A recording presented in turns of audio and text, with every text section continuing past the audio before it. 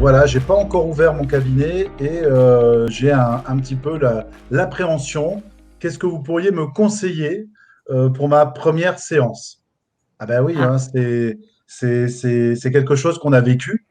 Hein. Alors effectivement, pour ma part, je vais pas dire que ah oui, la première séance, finger in the nose, tout allait bien, j'étais complètement détendu, etc.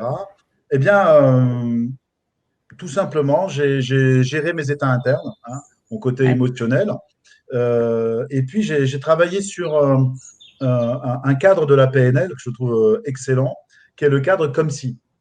ouais. Et j'ai fait, pendant cette première séance, comme si j'étais un thérapeute chevronné.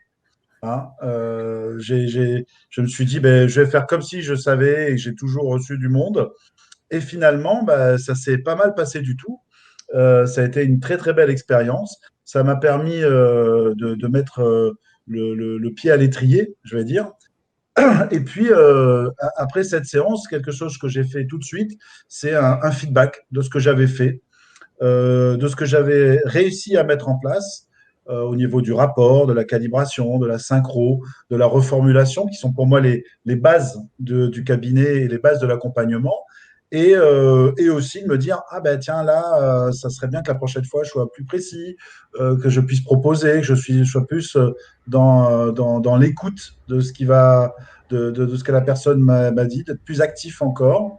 Et petit à petit, ben, de séance en séance, j'ai continué et finalement, c'est une belle aventure. Je sais pas, toi, Elodie, comment ça s'est passé, toi, quand tu as fait ton premier rendez-vous thérapeutique, la première fois que tu ouvres le cabinet? Alors, j'avoue que je flippais un petit peu parce que je me suis dit, est-ce que je vais être au top? Est-ce que je vais bien écouter? Est-ce que je vais bien synchroniser? Est-ce que je vais bien reformuler? Et en fait, je m'étais encadré les présupposés de la PNL et de l'hypnose.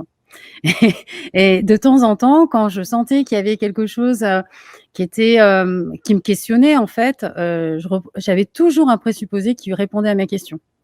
Et je pense que la première personne que j'ai vue au cabinet, j'ai dû lui citer au moins 5 ou 6 présupposés de base pour lui expliquer que finalement, on avait tous en nous les ressources nécessaires pour y arriver, que si quelque chose ne fonctionnait pas, et ben, on fait tout autre chose ou n'importe quoi d'autre.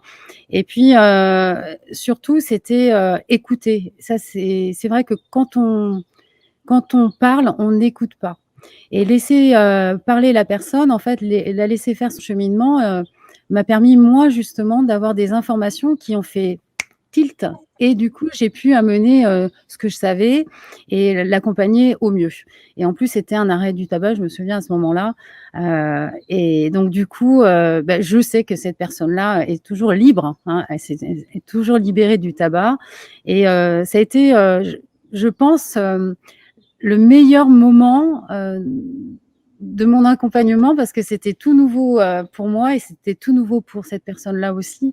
Donc c'était une Ah, c'est une première sacrée pour émotion, hein. toutes les deux. Voilà, c'est ça. Et je me souviens On, même, j'avais été réglée par chèque et j'avais pris une photo du chèque. C'était mon premier chèque en cabinet.